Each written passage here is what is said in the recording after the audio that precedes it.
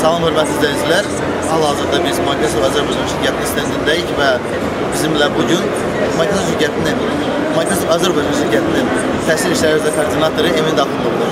Emin, bizə hal-hazırda sən Microsoft şirkətinin təqdim etdiyi Windows Phone 8 və Windows 8 əməliyyat sistemləri haqqında qısa bir məlumat verir. Salam hörmətli izləyicilər, oxuyucular. Danışmadansa göstərmək yaxşıdır yəqin ki. Əsas üstünlüyü ondadır ki, əvvəlki menyudan fərqli olaraq Start menü bu şəkildədir.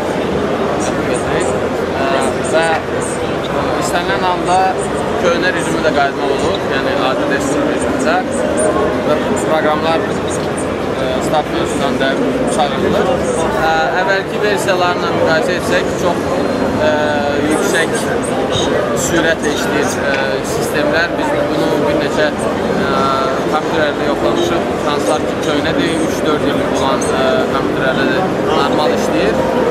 Telefonlarda Nokia, Samsung, HTC, Acer və digər istehsalçıların telefonları var artıq Azərbaycanda. Windows 8 də görüşlərində olan artıq satışdadır.